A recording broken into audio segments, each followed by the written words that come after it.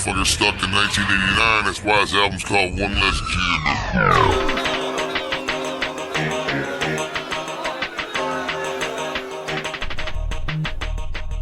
Welcome, everyone, to episode 1, officially, of Juggalo Rewind Season 4, One Less G in the Hood. Yes. We're here. We're starting with a bang. Well, we started last week, but This is the official start. Yeah, that was the opening act. It's the prequel. Oh, I just thought of something else that we got to do. Now, we're getting way ahead of ourselves. My name is Peter. I'm here with Chris. Chris, what is going on this fine evening? I'm good. Like I said, last week was we were at Cobo Arena, or Joe Louis, for the rap show that Blaze was shot at outside, and now we've planted a lotus. It's grown, and now he's coming out of the grave. Well, not yet. Maybe next week, but we're playing the lotus this week. I think we're getting ready to bring him out. We are coming to you live, whether you're listening audio on your Spotify, Apple, Google, all Stitcher, of that, any of those, or you're watching us and listening on YouTube.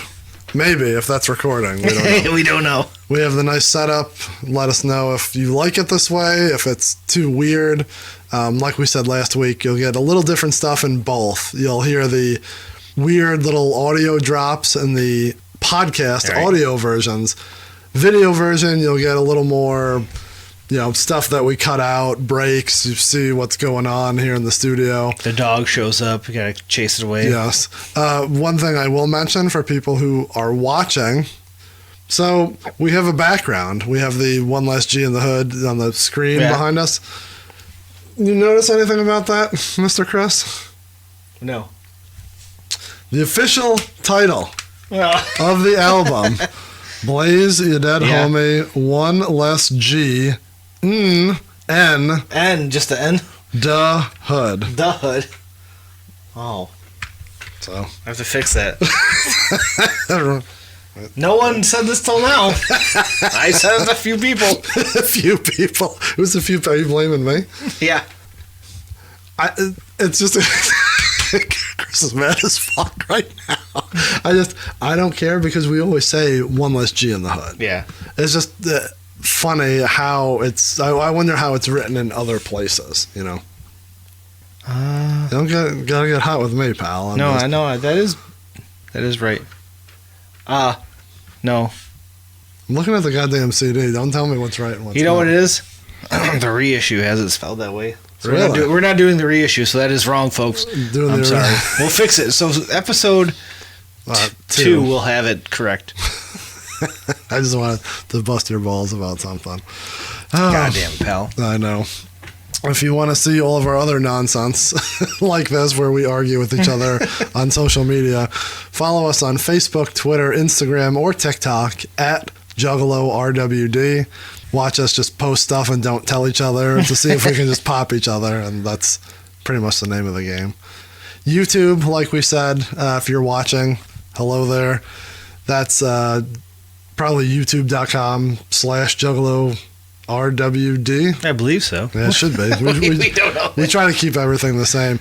Every podcast I listen to, and we've probably talked about this in the past, if you're a musician, a wrestler, a band, a podcast, how do you not have everything the same? Right. Like someone that I listened to, fucking, I don't know who it was, but when they run down their shit, it's like, it must be like just random wrestlers when you're on a podcast. Like, yeah, I'm _Undertaker on Facebook, but I'm Undertaker / Mark Calloway on Facebook, but I'm this on Twitter. It's like, fucking find a gimmick and fit it on each one. Right. I'm not saying we know what we're doing here. No, but definitely not. But goddamn, when we started, you can see by our technology. You may not even be able to hear me on my microphone. But goddamn, when we started this, I'm like, we need the same @ If we would have hit one that we couldn't get it, I would have scrapped the name and we would have started with something else. You can't fuck around with that. So on that note, it's at Juggalo RWD at gmail.com. Right. The only thing that's full, juggalorewind.com. Right. I felt that was appropriate. Needed. But maybe I'm wrong. Maybe we should have shortened that up too. Fuck. Yeah, you fucked it up. Yeah, pretty much. I'll go back and fix that too. I need to remodel the whole website regardless because it's fed off of 20 by 20 apparel, so their whole website needs to be revamped. So maybe revamp it all and figure it out. All right. We'll buy both names, so no matter where you go, and cost us twice as much per year. Twice as much. If you want to call us, leave us a voicemail, ask us questions, text fan us. favorite. Yeah, anything that you want to contribute, if we can squeeze it in, let us know. It is 810-666-1570. Give us a call, give us a text, and let your voice be heard. And if you're tuning in now for the Blaze season, maybe you're just a Blaze fan. This is your first season you joined us. We discussed the record release party for Blaze back in Halloween 2001 singles. And we told our story. We were there. Great time. To us, one of the all-time greatest Juggalo shows live. Yeah, top 3, top 5 for sure. We would love if you were there to tell us your story because, in your mind, you have your own vision of what that night was. So it's like we've built this epic night in our mind of the hay bales and Jimmy Mattress kicking someone, all this stuff. And I'd love to hear someone else tell their story if they were there because I'm like, that night was so cool and you have it built in your mind. So as the season progresses, I'd like to hear someone else tell their tale of the release party on Halloween night, 2001. And even stretching a little bit, like, were you at the Gathering 2000 the first time you saw Blaze? Yeah. Or did you see Blaze on tour with, ICP with Bizarre Bizarre or Twisted? We talked about this last week. I don't know if it was the Freak Show tour. It had to be. It wasn't Rock the Dead, but I think he was on Rock the Dead too. Mm-hmm. Like just shitty little bars across the Midwest. A little banner, like like on the two little metal poles with the banner hanging. Yeah, might as well be like when we go to a convention and that's like our background, like the one we put on the front of the table. Like that's what he was rocking. Fucking 8x8 vinyl. Even back to last week, we had a little live studio audience. Friend of the pod does the outro, Stevo. He was telling us he didn't want to get on the show and discuss it, but he told us a story of being at the Gathering, breaking his foot, and being at the merch table before he broke his foot, thinking, Blaze, I don't know who that guy is. And then Blaze came out and performed, and he's like, holy shit, this guy's awesome. I need to buy his EP. So, any of those stories. Yeah. Cool to hear people's tales of this early days of Blaze entering the Juggalo world.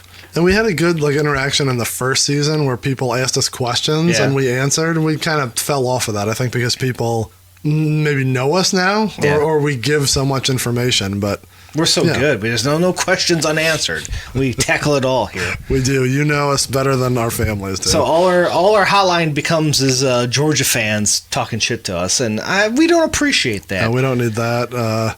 We don't. Though, Georgia, thank you for saving my New Year's Eve. My New Year's Eve was very sad. From 9:30, 10 o'clock on, and thank God Georgia saved it at midnight. Exactly at midnight. Exactly at midnight. That was a great game. Thank you, Bulldogs. Thank you, Ugga. Yeah, thank you, Ugga. Ugga 6, whatever which one it is. You couldn't... If I ever go to Georgia, I'm laying flowers on his grave. Oh, on which one? They have a tomb of all the Uggas. That's sad. That's not sad, because, Ugga's been around forever. You can't have one Ugga that long, so they have a little memorial shrine. Each Ugga passed away, they memorialize him. So this Ugga, whatever season this Ugga is, when he passes, I believe... Season 4 of the Juggalo Rewind. I leave flowers for this year's Ugga for saving my New Year's Eve, because... they would have beat TCU and I would have been so mad. Anyways, we're not here for TCU. We're here for TCU. If you're from deep in the heart of Texas and you're a Texas Christian fan. Fucking Hypno Frog. Fuck you guys. We are here to talk, as you know. Blaze Dead Homie, one less G in the hood. So we'll fix that later. Don't worry. And episode 1, we were talking eulogy. Yes. Can you look up something real quick? Yeah. What's the definition of a eulogy? Oh, you want the actual definition? Yes, I would like the definition, because as we talked about last week, this may or may not have originally been planned to be the end of the CD. So a eulogy, it came to my head when you were talking about the CD. I'm sorry. If you have, what's the definition? Eulogy is a speech or piece of writing that praises someone or something highly, typically someone who has just died. Oh, that's not what I was looking for, but okay. I was thinking, is placing it at the beginning of the CD correct? Because I wish I should have just interrupted you when you said it. He's coming back from the dead. Right. So this eulogy in the timeline of... God damn, I can't believe we're talking about this. In the timeline of Blaze, the eulogy is for when he died. So this is like 1989, and now... Yeah. You know what I mean? It's not like he came... I don't know what I'm trying to say. The eulogy at the end of the CD almost makes more sense. It's not an intro. In your idea last week when you said that the eulogy is eulogizing the story of Blaze, right? You're like, this is the closing the album. You're going to eulogize the story, right? But I think it makes more sense that they like thought, oh, he's a dead body. He's back from the dead, so the eulogy should be at the front instead because that's the story. Like, this is the priest eulogizing this dead guy, and now he comes back out of the casket. It's not coming out of the casket, though. It's fucking 11 years later. I don't know. I get it. I know why it would be front. I agree with it. It's just, it's funny that... I could see it going either way, but I think it makes sense if the story's true that was the outro. Oh, I thought you were going to say, if the story's true that he died and came back to life. If he's truly a zombie. He's truly a zombie. He's the only walking zombie in real life. This brings up another question. Yeah. I feel like this came up with my wife when she listens to my Juggalo nonsense. I think it's just crazy. Let's just stop for a second. We enjoy... I thought we're actually married. That's anyone married. Either of us. We enjoy a musician who's dead. I enjoy a lot of musicians that are dead, unfortunately.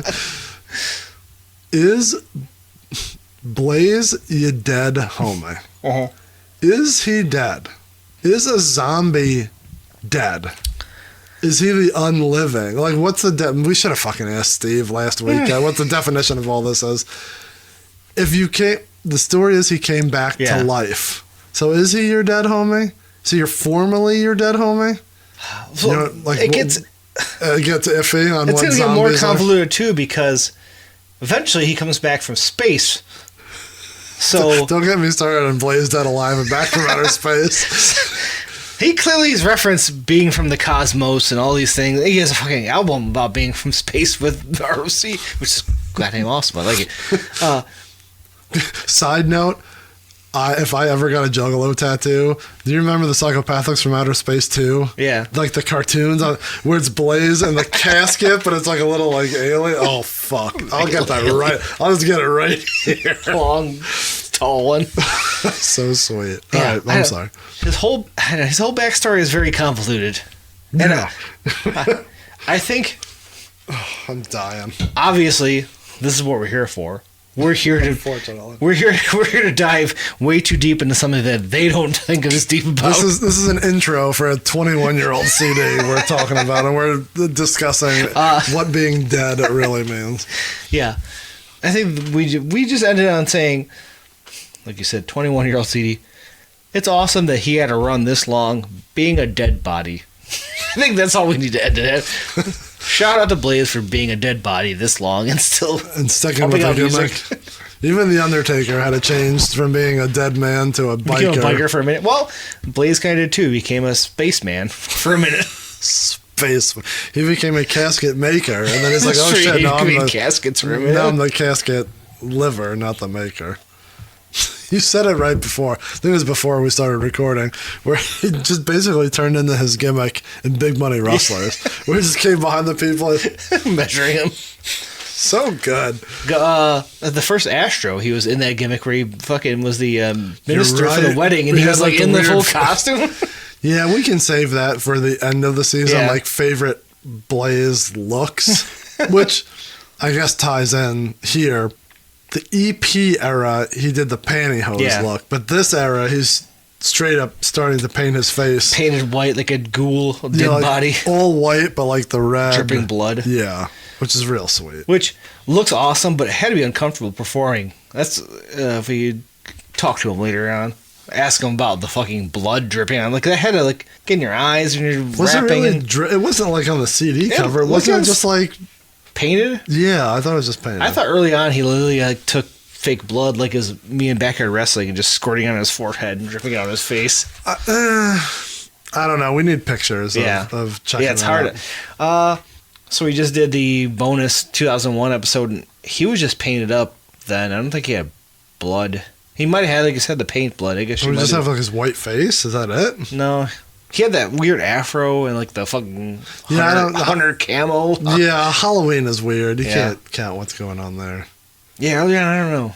We'll do some deep diving on Blaze pictures here. Yeah, as we get into this deeper. Follow our Instagram for all of our Blaze nonsense. I tell you what, we're going to have to work hard because just image searching Blaze, there is not much from this era at all. There's you also always have to you have to figure out like, did you Blaze Homie, Blaze ICP, Blaze Psychopathic, Blaze Twisted? You can't just type in Blaze.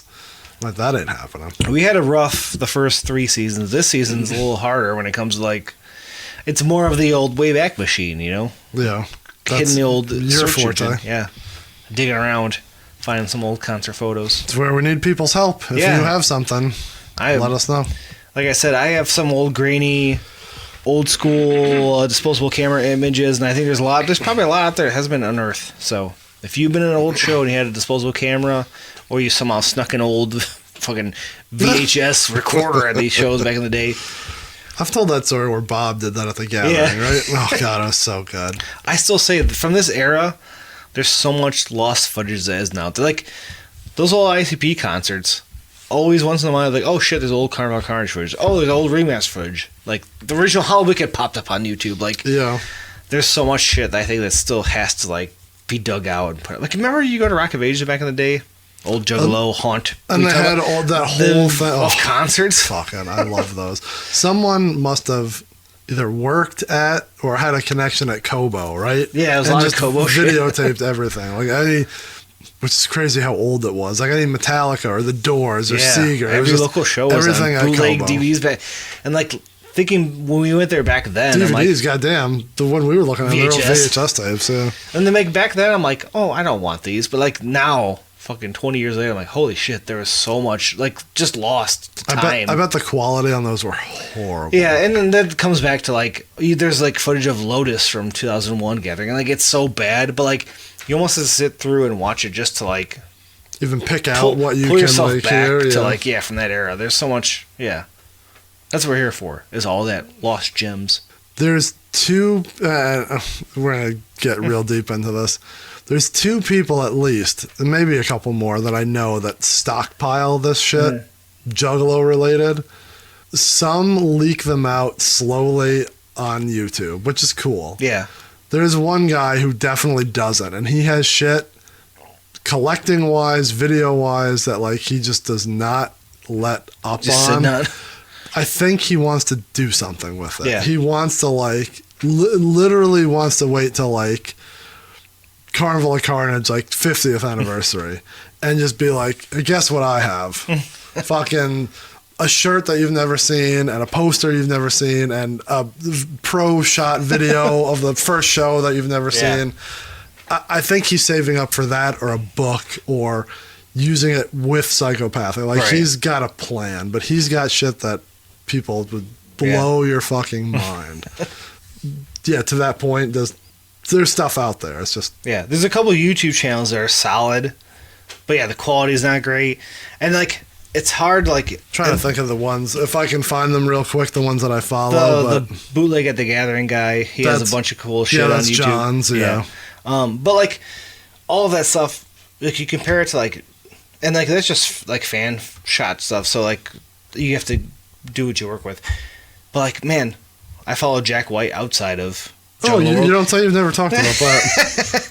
But that guy, like, early on, just like, I'm recording all my shit. I'm going to, like, save all the board audio. He has this vault of all this shit. I'm like, man, could you imagine if he had that from this era of Juggalo shit? Because, like, we always... It's all, like, hearsay. You're like, oh, I remember this song. Oh, yeah, I do remember that song. And, like, we piecemeal what these shows were from this era. Some people are so smart about that shit, like... Now we're just diving into different shit. Yeah, how do we get to this? Again, on a tangent. Which is fine. Chris Jericho just put out a book of all every matches, one of his matches. And, like, if you're I don't know, if you're young or you're old and you're starting something up, keep track of shit. Yeah. And I think Jericho preaches that.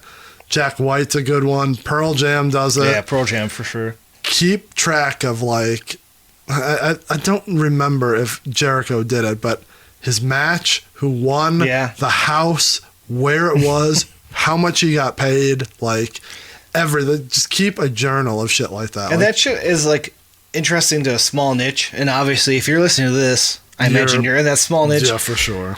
Because we both have a spreadsheet of all the shows we've ever been to. God damn, yeah. And, like, but, like, even to that, we're like, man, I want more details. Like, oh, who was the opener? Like, what was that bar like? Like, we always we tell stories like, oh man, do you remember that bar? What did it look like inside? Like, oh, we were just talking about that today with, like, Tailgaters and Taylor. Yeah, that's why on my list I put openers, who I went with, where we sat, like, notes that I'll remember. Yeah, like, yours is more detailed than mine because mine was built off of yours, and then all my ticket stubs, and then like, okay, I need to do this too because. My favorite note on my side is for the Scott Weiland ones of levels of drunk.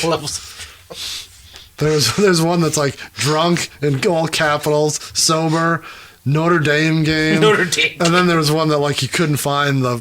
Fuck, I can't believe we're telling this story. Rest in peace, fucking Scott Weiland. Like, one of my favorites, if not my favorite. It was very dark, I will say that. He had a cup of coffee, much like this. He couldn't find the hole to drink it out of, and he was just turning it like this. And the guy had to come and, like, put it in his hand. Just face it. Because he's like, man, do they make these coffee? It's so dark in here. And I'm like, my man, I know. He also couldn't get the microphone back in the thing. It's like, whoever invented these things is real hard. Fucking legit 2 weeks later, he was dead. Yeah, I remember that you guys went, you and Andrew went to that show, right? Yeah. But yeah, that's the level of the list. Or like if it was Kid Rock when it was raining. I have like shit like that just to remind me of what show it was. Yeah, what it was. But yeah, levels of drunk for him. The other good YouTube Juggalo one to follow is JT Clarks. Yeah, that guy's got a ton of cool shit. Do you know who that is? Someone? He may be the one that puts together... Do you ever see those DVDs of them, all the ICP wrestling? Yeah, that's that guy maybe? Maybe. If I'm mixing that up, I apologize. There's also one other YouTube, because we mentioned the two. There's one other one I follow that has a lot of shit too, and I can't remember the name. This is old school. Freddie Bootleg. I don't know if you ever met him. He lived in Toledo. He's got some old, like... He was one of the first, like... oh, fuck. Do you remember... It's so funny what is like a big deal 20 years ago, right? Did you ever see the video of ICP coming into the Kid Rock show without their face paint and they're getting patted down at the door? It's like, oh my God, they're fucking real people. Like, I think he was the one that had that first footage. And like his just has all like old Esham and is he the one who has there's an old Esham in-store from like east side of the city. That's a sweet one. Like that's the one. Kid Rock doing the in-store. Is that the one where I sent it to Dale and Relko and I'm like, were you guys there? I don't know if he has that one, but that's a funny one. I that's good if you've come across that. Fuck, there is another good one, but I can't. By just flipping through my names, other than Bootlegged at the Gathering, which is John, and then JT Clarks. This one is pretty good. Austin 19XX. Mm-hmm. He has a lot of Beats at Will shit. Oh, really? But then he also has like ICP at the Russell Industrial, Esham, Ouija Mac. More like a little more modern shit. Yeah. He's got other cool shit too. Yeah, he's a good one. Yeah, I thought there was one more. YouTube's hard because like there's so much fucking stuff. So if you find someone who has some old footage, like they might know they have that shit, you know, they're putting out there, but like unless you like catch it, like there's some folks we follow and like, oh shit, that's some cool footage, let's follow them because they have more stuff. Like there's somewhat like it's endless shit on YouTube. It's so hard to like find that. And this all goes back to this started on me saying it's hard to find Blaze photos in 2001. Yeah, and this goes back to just the Juggalo world of content from that era. There's not much out there. There's not. And if it is, it's hidden or it's Yeah. Poor quality. Do you remember buying just like CDs of concerts or like shows that are just like grainy? The sound's terrible. But like, yeah. I want to hear it live. Like, yeah. Because that's something different. I love live shit. That's a whole nother story. That my wife doesn't get why. Neither do you. Why do I have to listen to every Pearl Jam bootleg front to back? Like, but I just love the live sound. Like, I love acoustic. I love covers. Shit that's different. I don't know. While we're talking about it, if we have to do it because I don't know. We're getting way behind on this. Do we jump into our YouTube history real quick? Oh yeah. While we have some time. If you're a new listener, one of our gimmicks is that we have a shared YouTube page. Yeah. And sometimes we forget that we're on there, and we make fun of each other for what is, each other is watching. We haven't done this in months. Yeah, a long time. Since October or December, at least. Yeah, so we can catch this up real quick. We don't want to belabor this. We're doing pretty good on time. I'll skip some random ones that I don't know, then we'll just jump into funny ones that I think will pop each of us.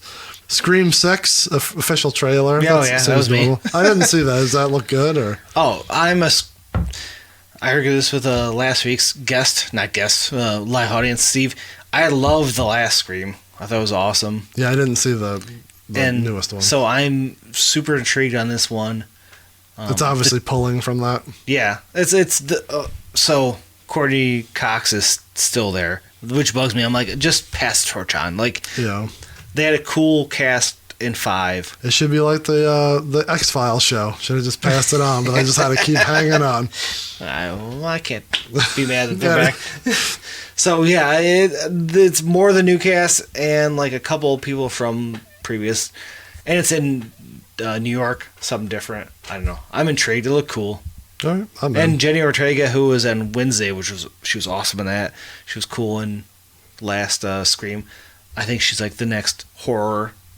She's the next whore? Next horror female scream queen, whatever. I don't know. What do you call it? Like, I don't know. She was awesome in that. Awesome in Wednesday. So I'm excited to see her in this. So you'll be geeking out to her at the next Astronomicon. If she's an Astro, for sure. I'll get her autograph. Let's see. We have you're watching a Schwartzy match. Rack sent me that before I went to Ruthless Pro. That's from our boy Hardcam Frio. So that guy's all over the place. We need to follow him on here. I don't know why we don't. Or maybe we do. We're listening to Paradigm, 11 Steps Down. Listening to the Twisted's Freak Show podcast. We were both doing that.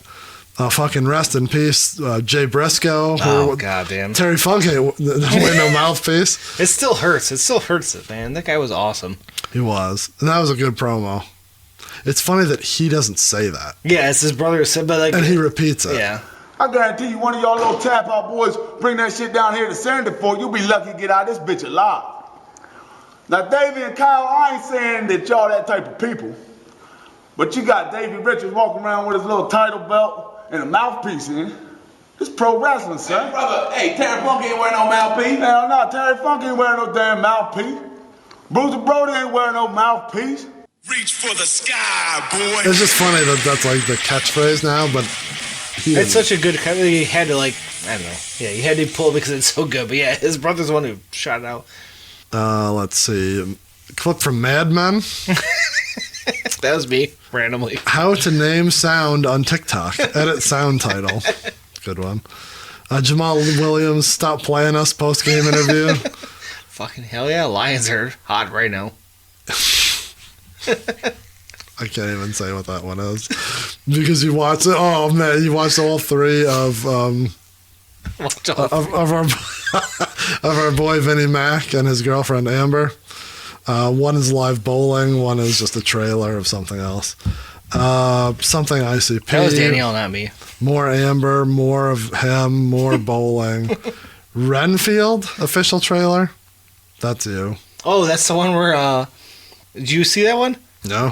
Nick Cage plays fucking Dracula, and it's about his like handler who has to keep him in check. That's hilarious. It looks like fucking Danhausen playing Nosferatu in that picture. A bunch of Two Crazy Devils, bunch of House of Crazies. I went one of those, yeah. Samplers. This is me, Latin Dogs. That's my father-in-law's punk band. I want to pull one of their songs for the wrestling podcast because I didn't know what his deal was going to be. Yeah, you never know. Right. And I thought maybe like a punk sound. It fits, would fit more. He said we could get like a DAT or like a real version The of it. actual too, version. So. I didn't know I know he's in a band. I didn't know it was a punk band. That makes it even it's cooler. like a straight up like 70s punk band. He's like Death. He probably is, and you're like, what the fuck? He knows all these people. A lot of Twisted, Black Magic, lots of House of Crazies. You went on a fucking row, all House of Crazy songs. Sharper Image, Remote Control, Wave Rage, Boat. Oh, that was. I haven't got that for Christmas. I had no idea how to fucking turn it on, so I had to watch a QVC video to see how they turned that thing on. Great. Richard Marx, Right Here Waiting, official music video. Holiday Traditions, New Year's Eve. Stranglemania. Gary Harris forgot that he no longer plays for the Nuggets. Did you watch that? That wasn't me. Like he inbounded it, but like to the total wrong team. Santa Claus, ho ho ho, Merry Christmas. Jingle Bells from Rasheed Wallace and Company. That was me. I said every Christmas I wake up and send it to people. It's good. It's like when I send you the Merry Christmas, Happy New Year. Yeah. That hit me in the right spot. Was a bad time. I thought. Not a bad time. It was just like it was a stressful time to go. I needed that. The Violent J new solo, The Lucid. Grave Ain't No Place, Shockumentary, House of Crazies. What House of Crazies on this? Fucking the 440 promo where they did the Teenage Dirtbag. Oh, yeah. That's a good one. All those promos are so fucking good. Humble Gods doing the American Girl, that Tom Petty cover. Humble Gods cover this? Yeah. Do you remember that? Was that like that was pre-Cottonmouth King. Yes. Yeah. I saw them open for ICP and they were sweet as fuck. And I'm like, this is where it's at. So that was like Daddy X before. I have no idea. I don't pretend to know what's going on. History. Yeah.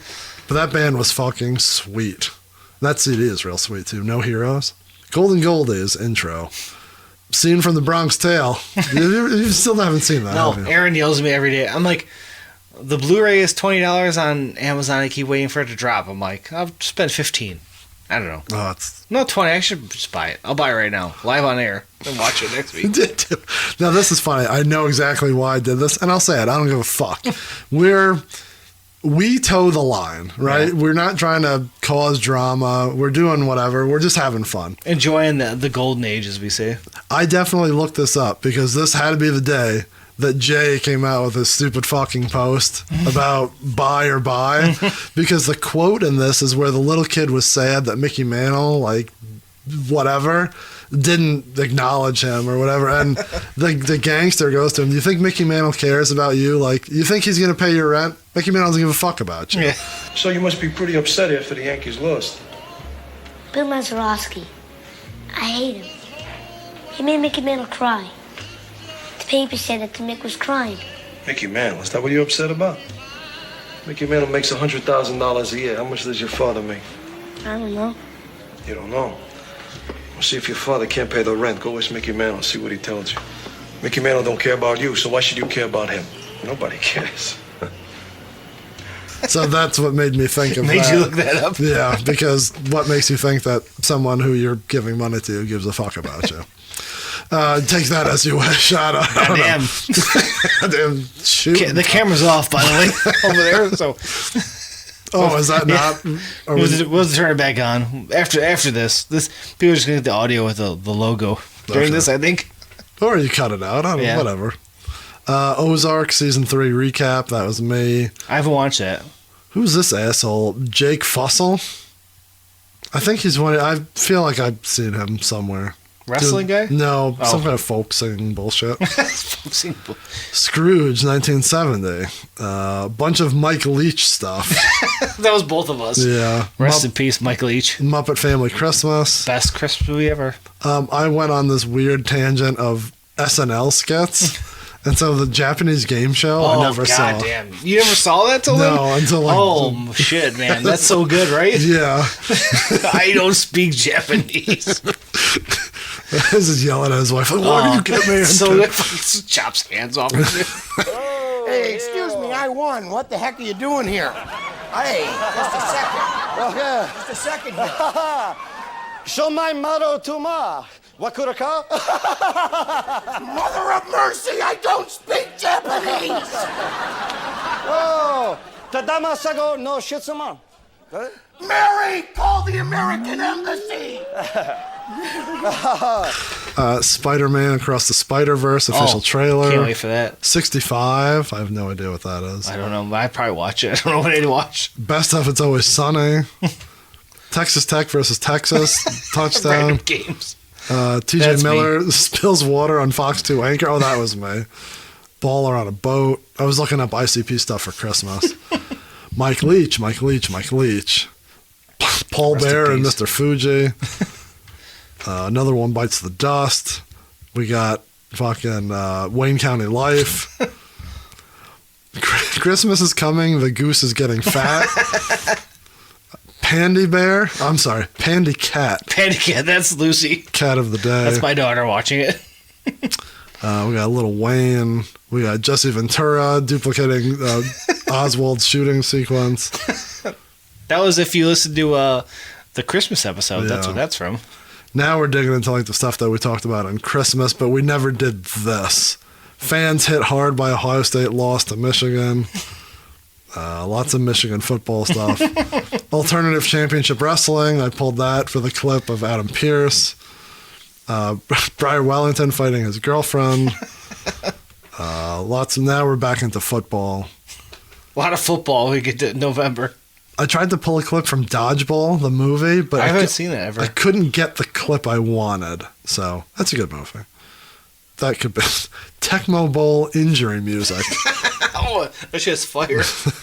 Then it's all Halloween song dance party, Twinkle Twinkle Little Star, Gabby Cats, Meow Meow. There's like fucking 30 of these in a row. That's my life. Yeah. Just Gabby Dollhouse. Then it goes back into Jack White and football and Subnoise Soldiers and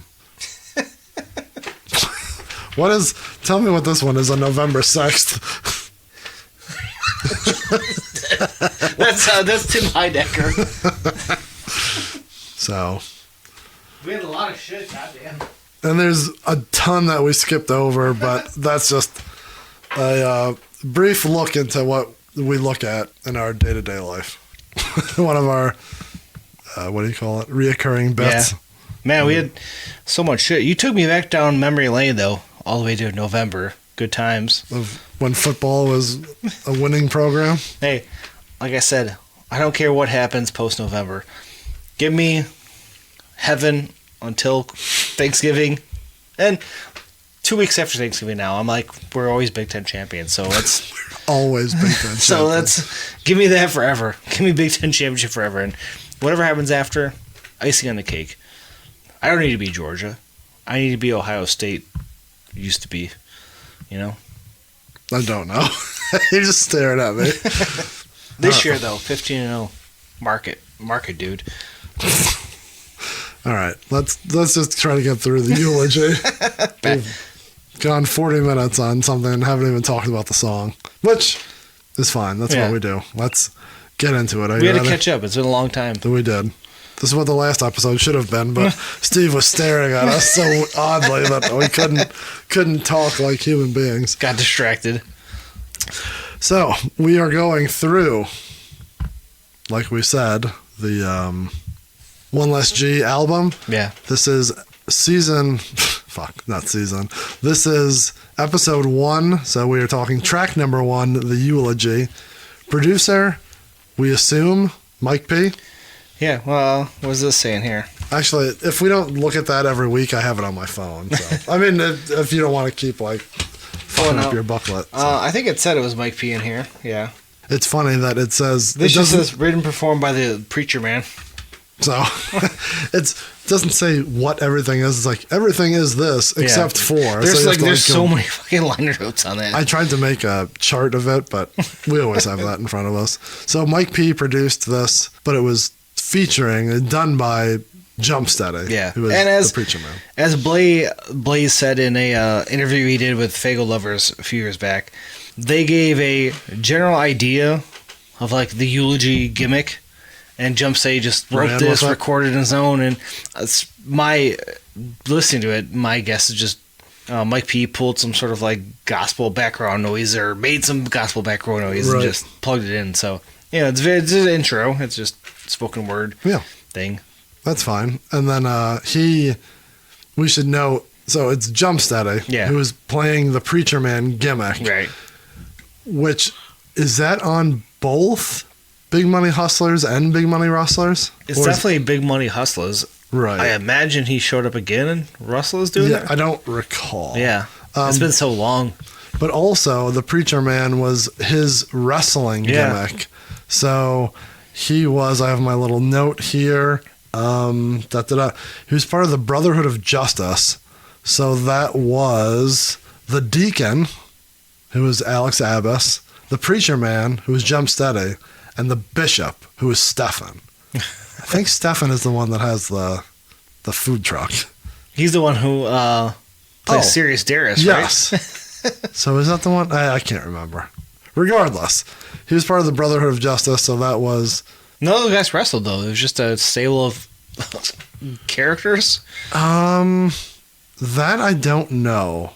Because Alex Abbas and Stefan don't feel like wrestlers. I guess Jumpsteady could have been. You're right. That's a good call. I thought 2 of the 3 of them did. I think Stefan and Jumpsteady did. Oh, really? I think Jumpsteady turned that into... He was someone's manager in like our era of JCW, and he didn't wrestle. Then Trent Acid like kind of took the gimmick in JCW and did it himself. Like so, whatever. But yes, it was pre... Yeah, nonetheless. We're talking like mid-90s Jumpsteady wrestling. The Preacherman came from that era, which is kind of weird to see it like show up here, morph through a movie and now a CD. Yeah, he just had that in his back pocket, and I think he's busted it out every once in a while for stuff wrestling related. I don't know if it was on any other like albums. He does it very well to this last year's Hallowicked. He's a good, he's got the voice for, good orator, if you will. Yeah, he's got a good voice to, hype up something, good intro voice, for sure. You saying that he doesn't have a good rap voice? I mean, I like the Chaos Theory. Came out a few months after this album. On the timeline. I also like the Purple Gang. I don't. Oh, son of a bitch. Okay, so this is Jumpsteady. This is track number 1, as we said. Time on this track is 1 minute and 26 seconds. Nice little quick intro. Yeah, you're not going to hear that again the rest of the season. Nothing will be this short for the rest of the season. Probably nothing that we'll ever cover will be that short. The rest of this podcast run. Also, we should note, we talked about it last week, but we are covering the original version of One Less G. So we'll say if something's on something or not. Right. This is not on the deluxe reissue or streaming services. So the only place you're hearing this original CD on the actual CD. That's the tail of the tape, as we call it. Yes, I thought you had a better name for it. I forgot what it was. So now we're going to jump into dissecting the lyrics. If only the video worked, people would see us looking at it. I know, I'm sorry, folks. I killed my battery. That's okay. Now you're just looking at the logo. With the right font, though, I fixed it. Maybe we'll just use the beginning part for our social media clips. Oh, man. A little tired, boy. Yeah, late night at the studio. Yeah. It's going to be too late for fucking Taco Bell to be open. Up White Castle, so I got to get up early tomorrow, too. Oh, do you? Yeah, that's okay. So, as we said, this is Jumpsteady, just talking over organ music, and it's a eulogy. It's literally a priest eulogizing a dead body. Dead body. I have a couple notes here. I don't know if you cared to remember any of those. And I don't want to read the whole thing, but it's going to end up doing what we do. Brothers and sisters, we are gathered here today to celebrate in the loss of the evil and sinful person known as Blaze. Yeah. Brothers and sisters, we are gathered here today to celebrate in the loss of the evil and sinful person known as Blaze. So he's celebrating, and that is the theme that goes through the whole track. That he's not really eulogizing him. He's kind of talking about what Glad a piece of he's shit. gone. Yeah. A couple times he talks about how his soul is blazing in hell. Yeah. We're not here to be sorrowful, for his death is nothing but a blessing brought from God himself. Not a very, this came out, this is way beyond this. The part where it says that there are angels of vengeance that will strike down upon the evil and wicked of the world makes me think, maybe it's just because I've just seen it, makes me think of the Pulp Fiction deal. Like, I wonder if that came into... Oh, yeah, that's like straight up his... I'll strike down with... Samuel Jackson's rant. Yeah. It had to be where he got that motivation from. But it was like... Good call. But it's fucking like 6 years past, it's not... No, but that was... Still famous. Yeah. I wish I could... had to be where he got that. I at least motivated him to make that line, one way or the other. Yeah, it's just very similar. And then... Look at his body. Look at him, so evil. That always gets me. Look at him, so evil. Looking at Blaze, as he is whatever the dead body that comes out of him, nothing about him is he's just a guy. Yeah. What makes him so evil? I'm wondering what he looks like in the casket. Is he looking like he does on the CD? Is he just... Yeah, he's got to be. That's him bulleted up. Khaki hat or khakis on, nice worker shirt. It's fucking double pockets. Yeah, but he's not in the casket in that, is he? I mean, I imagine he got shot in. We're just gonna bury him, man. Yeah, but they put you in better clothes. Like a suit, I guess. Yeah. He's like, you think they bury you in what you died in? But if you're like a hoodlum scoundrel, are you calling Blaze a hoodlum? Disrespectful. Based off this eulogy, yeah. You're taking the side of the Preacherman? I don't know who buried him. If is he property of the state at this point? Does he have family who's burying him? That's I don't know. Question. Yeah, we don't know about his family situation. Well, he had the money because they say he was rich with cash, and he was a rapper. That's the best drop. Rapper, the way he says it. He was a rapper. What is a rapper? He is no more than Satan's tool, so that he can speak the voice of the devil himself, spitting his rap flows. This goes back to like 80s rap with like the whole Tipper Gore, like Parental Advisory on CDs, NWA. Like it ties into like his gimmick because back then when rap started coming up in the 80s, it was very evil, satanic, scary music. That's what the Preacherman played. Preacherman's very southern. He's very southern. I fixed this in Genius. Definitely wrong. That originally said, well, it doesn't matter. You're looking at the updated one. People can be seduced with his wicked rhymes. Well, I say this. You shall be seduced by demons in hell, brother. You're on a one-way ticket straight to where no one holy will ever set foot. You shall bake in the very pits of hell. Yeah. Kind of tails off, and then I don't that think... beat kicks in. Doom, doom, doom, doom. I don't think that happens here. That happens on the beginning of the next track, right? But God, we'll talk about that next week. Yeah, but, kicks in. Fucking fire. So also kicks in for a really long intro, but that's beside the point. It's neither here nor there. I think, as we discussed last week, the story goes that people at the label at Psychopathic were not fully into the Blaze EP and the character. I don't know how. I think this kind of shows they wanted more depth to it, because the EP, fire, he's a dead body in EP, but he's just a 80s rapper. Like, that's it. Yeah. I think this is solidifying, like, there's a story. Like, as we've discussed, which backstory do you want to take? Do you want to take? He was shot outside of Kobo, Joe Louis, or the rap show. Like, I think... Was he dead for 11 years? Yeah. Was he... Did Jay put the lotus flower on his grave? Like, I think... Psychopathic, or as we say, Jay, wanted more of a backstory. And I think that was the biggest... It wasn't like he didn't like the EP. I think the EP sold them to, like, make him... he's an artist. I think they wanted more depth to the character. And this intro, I think, is like proof of like, okay, we have to like sell it. He was shot and killed. And now we have to show you as a dead body coming back from life. These next 15 tracks. Did the intro of the EP not do that?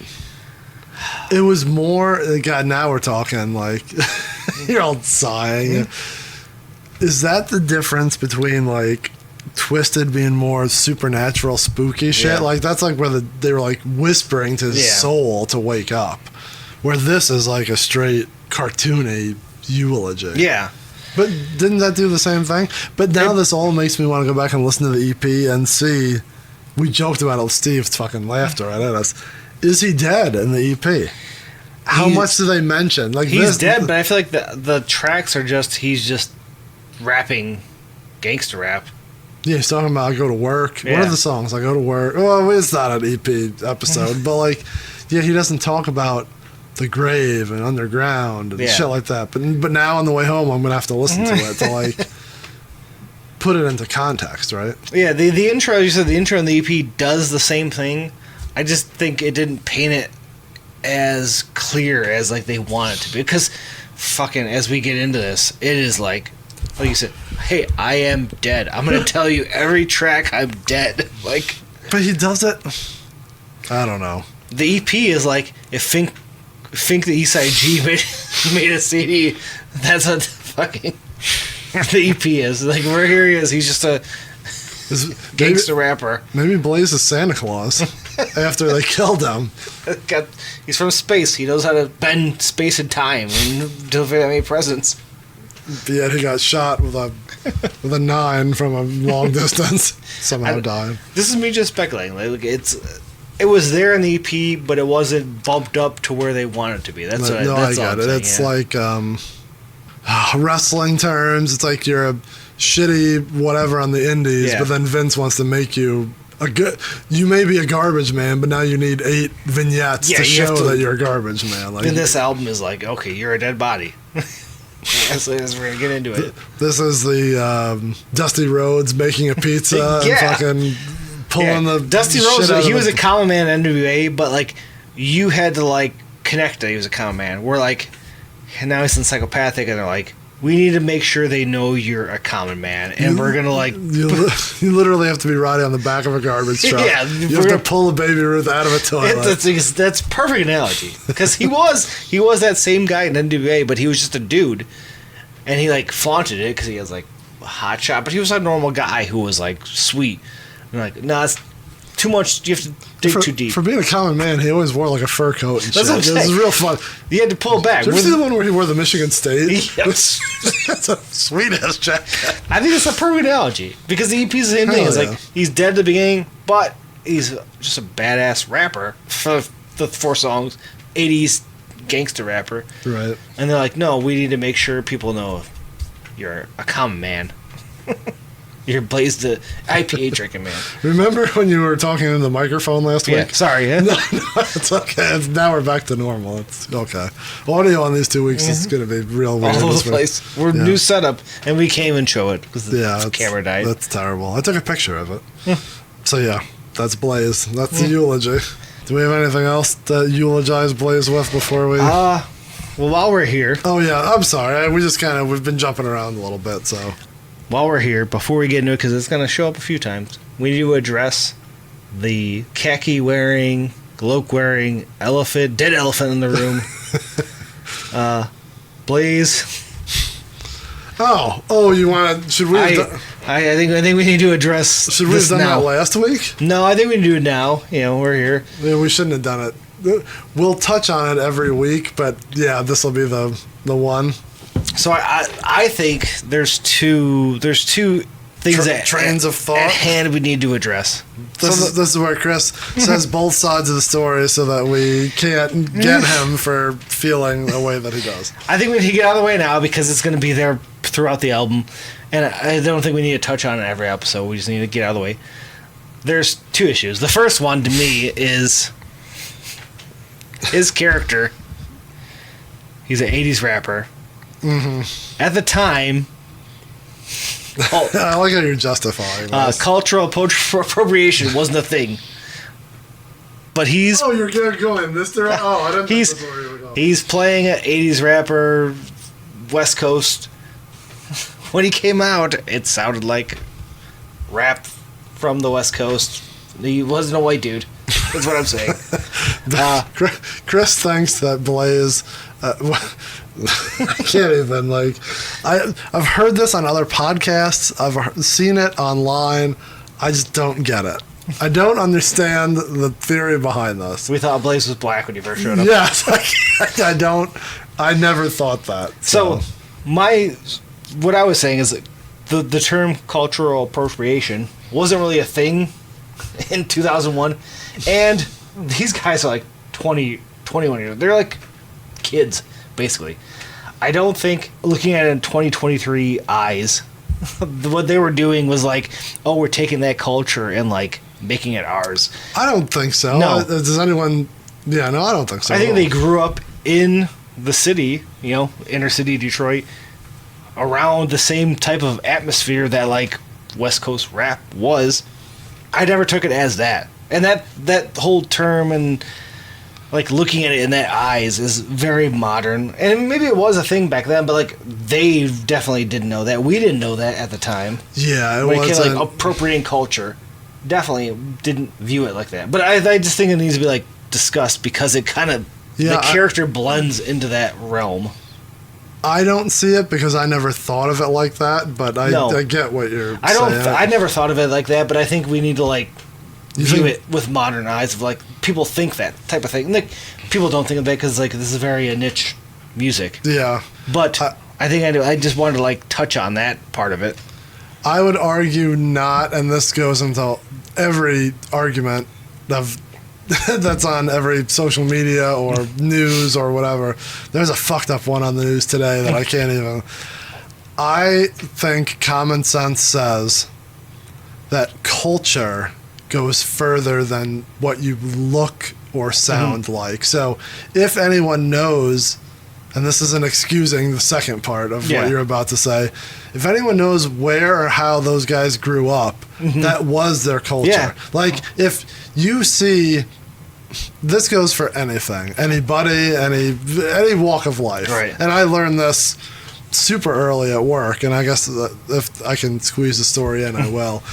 You can't judge someone's background or what they do or what they know or what they've gone through by looking at them. So if you have I don't know, you see a Korean female walking down the street, you don't know if she grew up in Korea, in New York City, in Germany, in Japan. Like, her culture is what she grew up in. Yeah. So like if she speaks a certain way or says a certain thing or acts or likes a certain, like, oh, fucking this tiny Japanese boy must like anime.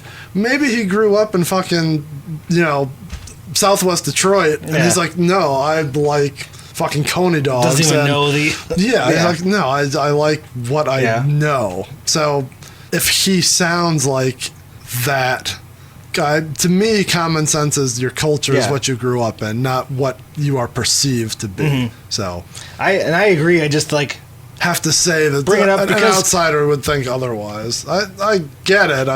I mean, outside, like, we're doing this for a niche world, and I don't think it needs to be brought up in that world because I think everyone thinks the same way. But just viewing it as like a whole with modern eyes, like to be real shitty, if you are that... Wow, this is going to be bad.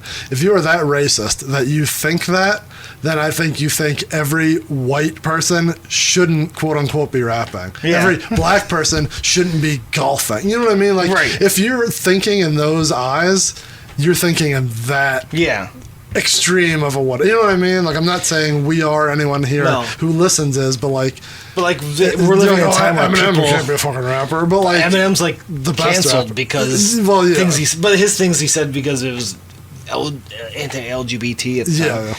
And just everything's under a microscope, and I think we couldn't go further without like just addressing that his sound is very of... This is all just Chris trying to wedge in that when he was a kid, he thought Blaze was not white. And then he's trying to sound smart and adult about it. And he's going to make me cut all of this out. So we had two things I wanted to address. That was the first one, just the whole cultural aspect. Second one was the use of a certain word. But before we get to that word, yes, I did think Black Man, his voice. Even though you saw him numerous times. I did not see him till the Freak Show tour live. So I heard him on Cryptic Collection. Is that?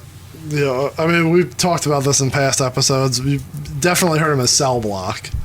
Yes. But at that time, I didn't know who anyone like really was. Like, I wasn't plugged in enough to like dig into the. I could tell, oh, that's Jay's voice, that shit. Like, but like I didn't know who Misery's voice was. Like, I didn't pick that up until. Well, I think it was Cryptic Collection where they had the fucking Blaze track at the end before the EP, right? Oh, yeah. Like, Chet Thupman shows up. Big Blaze. Oh, yeah, I'm confusing 1 and 2. I'm sorry. Yeah. Yeah, but I think, like, I remember hearing that same thing. We go back to the first season, Most Tasteless. I remember when I heard Fatter Whack, I played my cousin Aaron, good friend of the pod, played him. That's the last episode he's listened to. I don't know. But I played him Secondhand Smoke.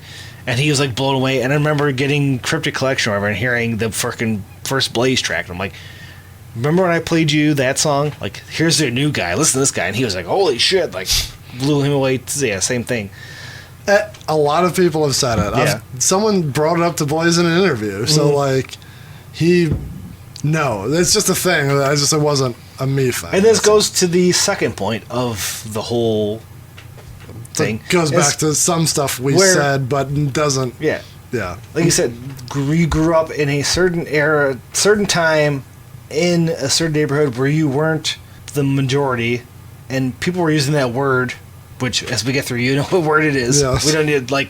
You'll hear it a lot in this CD. But I think it's easy now to, like, in 2023 to look back at, like, oh, that's shitty, you're an asshole for doing that. But, like... There was plenty of, like, indie rap artists who were using it at the time. And, like, using it in that type of way you're using it, I don't think at that era, it wasn't, like, looked on of, like, oh, shit, like, you shouldn't be saying that. Like, right. I think years later you realize, oh, yeah, that was wrong. But I don't think at the time, like, I don't know. You know what I mean? Like, it wasn't, like... It was used around in his neighborhood and in rap in general, in the indie scene, with white dudes. I agree, and I know some people disagree with that. This is where we're like, I don't want to say we're down the middle, but yeah, people on both sides are so extreme that like you can't have a normal argument about anything in the world. If it's not malicious, here's my rule, just off the top of my head. If it's not done maliciously, and you stop it when you think or realize it's wrong, you can't go back and judge someone for what they did. Yeah. If they, this is not what happened. If they recorded this CD and then hit the stop button and then laughed about how they used the word, then that's wrong. Mm-hmm. But I don't think they did because it was part of their daily vernacular. Yeah, I think it was just... If they put out the CD today and he did it live and he used that would be wrong. Right. But they don't. So, like, you can't... It's still not... I don't even want to say it's not right because it's a time capsule. Yeah. So, the fact that it's not malicious and the fact that they stopped doing it at a certain point, I think giving it a free pass is not the right word, but it's a point in history. Yeah, I think you need to look at it when it happened. Like you said, they didn't, like you said, turn it off and be like, oh, like, look at us, we're using this word. Like, it was just part of your, like you said, your vernacular at the time. Growing up in east side of Detroit, even my dad, growing up in Detroit, he's like, we would use slang with friends back and forth and, like, never thought of it in, like, a malicious way. Yeah, I think you grow up and realize how harmful of a word it is, and you realize, oh shit, we shouldn't even, like, use it joking because of the implication of what it is. And at the time, you did not know that. I feel like your uncle uses it in a derogatory way. Yeah, now he does, and it's wrong. That's why we don't talk to your uncle anymore. But yeah, it's hard to do it now because of how like fast people are to jump on something on the internet and like fucking rightfully so. You want to like hit people who are shitty, but like to take something from 20 years ago and it was viewed differently 20 years ago, and then this goes even the same thing of like Eminem and people attacking him for like the use of LGBT slurs. It's hard to look at any of that now. That was so fucking common in culture at the time. Yeah. It's so hard to view that now and like judge them for it. You know what I'm saying? You know what I'm saying? I'm pulling the shaggy on you. No, but I get it. I think we have to address it up front before we get into it because it's prevalent throughout the album. Yeah, and I'm sure we'll mention it each time. We're like, well, there's stuff here that we're not going to talk about, but we'll go back to this episode and I mean, we definitely talked about it in Most Tasteless. Yeah. I don't remember what episode. If we just stopped at some point and said, okay, look, motherfuckers, we're addressing this now. Yeah. In retrospect, how much did they say it in Most Tasteless? Why did we break it down there? They only used it like 4 or 5 times throughout, where this one is a lot. Yeah, this one's like there's a whole fucking song with like the hook, right? And I think that goes back to us saying like, you realize in modern time, like now, they either use it works out that the label has ninja. It's a nice word to plug in. But you're using a different word, or you're just ignoring it, is what I'm saying, is you're doing now. This is like in 20 years when they unearth this, and I have to say, Chris is heavily drinking tonight. So I'm just saying. He says could not be held against us. My saying is that they know, because they either don't say it, or they put something else in. Or killas they use, they use a different word, because they know in modern times it's fucked up, yeah. And I think it goes back to, you said, it wasn't malicious when it came out, and then once they realized it was wrong, they changed it. If they had a song about killing certain people and using certain words, or like, yeah, that's bad. Like, that's kind of where the Eminem thing is like, the words he used weren't just like hey, we're friendly and I'm using this word. It's like hey, you're a certain way and I'm killing you. Like, that's a little more, not that I still don't listen to his old stuff. I'm like, not saying he's cancelable, but like, his, I could say, is more vicious. It is, yeah. This is just. But that was hip hop at the time too. Like, there's so much across hip hop. I know. I'm not arguing that. I just, if we're gonna split hairs of like, doing something malicious or not, that's borderline malicious. I can see where people would have a problem with that. Yeah, because it wasn't hateful, as I said. It was just used growing up, and then you're like, oh shit, we shouldn't use this. Yeah. Well, there we go. We dug deep. But it has to be said. Everyone says it. Everyone talks. Not everyone says it. Everyone talks about this topic when you're bringing up these tracks. Yeah. So it has to be addressed. Yeah, we're here to deep dive shit we grew up loving, but we couldn't do it in 2023 and not address it. So we have to address it up front and then get into and just enjoy it from here on out. When it comes up, we're like, hey, go back to episode 1. We discussed it. We're not going to discuss it. We're just going to try to enjoy this fucking album. I can also see people thinking that we take sides and we don't want to give Blaze or Twisted a pass. Mm-hmm. You know what I mean? Like, sometimes we're harder on other people in this genre than others in a joking way or not joking way. But like, if you deserve to be called out, I think we call you out. Yeah. We still try to make it comedy and fun, but like, we can't just be like, oh, we do Astronomicon with Blaze, so he gets a pass on like saying shit that he shouldn't. Like, no, I think if you got a pass, we would just ignore it here. Yeah, we kind of try to dive in deep, I think, with it. But if like he did the CD now and did that, we'd be like, oh fuck, like that's probably not right. That's a whole nother story. If they do songs like this live, I bet a ton of people in the crowd still say it. Oh yeah, we've hopefully not maliciously. Hopefully just because that's what is ingrained in the songs that they know. But like, it's still something that you shouldn't be. I mean, the word is ignorance, but that feels like a taxing ignorance. But like you're saying it. I visualize the crowd who are saying it are not doing it, and they're like hateful using that word. They're just like not realizing, shit, we shouldn't say that word. I feel like it's they're thinking they're part they're thinking they're Blaze or Twisted, or like they're putting themselves in that person's shoes, which is a whole nother. Like, you're such a mark that you think it's okay to do what the people who you listen to do. And it's like, no, you can't. That's their like stuff.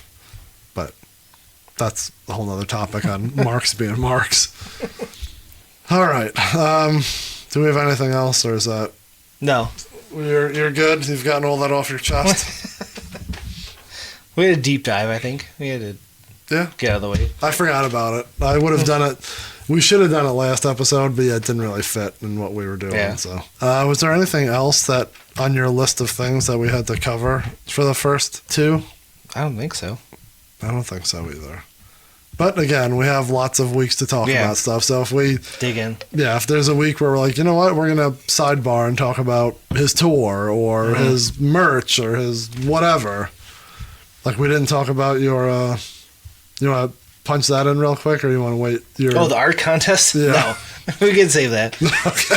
So there's lots of stuff. We'll bring you back week after week.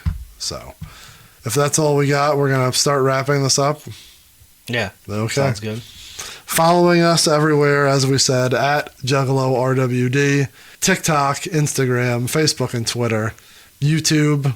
Sometimes you'll see us, sometimes you won't. You'll hear us, but you won't. We're working on that. We're figuring out the video. Listen to us on Apple, Spotify. The best way to support us, other than gifting us money and such when you see us in person, buying us conies, buying Chris a beer at Astronomicon, would be to rate, review, and subscribe, share with a friend, do all that fun stuff. Email us, juggalorwd@gmail.com. Call us, leave us a message or question, comment, concern at 810-666-1570. And as always, you can visit the website juggalorewind.com. Man, I don't know if I put any Halloween or Christmas stuff up there. I put it on YouTube. I don't think I did it on the... Yeah. So. I think we need to revamp the website, and I think we could do more fun stuff on the website, posts, it's almost little dissertations or something. I think originally we had ideas, but it was just a singular point of where all the information was going to go. But to make it its own animal, different. We got to do one thing at a time. So, but that's in the cards. I can see that. Yeah. Maybe once. Well, now our time may be free from our other project that may have gotten shit canned, so maybe we can dedicate time to that now. I think that the computer's making a noise, so I think that means it's time to go. All right, this is Peter and Chris, Juggalo Rewind. We will talk to you next week for the real start of the CD. Buried 6 feet deep. God, fire is about to come. So we'll see you next week. We got all the preambles out of the way. Now it's just time to enjoy the heat, because it's all heat from here on out. Yeah, it's going to be hard to be reading lyrics when we just want to start singing them every week. So that'll start next week with Grave Ain't No Place. So we'll see you next week for then. All music played in this episode and in this entire season is owned by the respective publishers and copyright holders, and is reproduced for review purposes only under fair use. So I died, now I'm back in a blast in a mouth.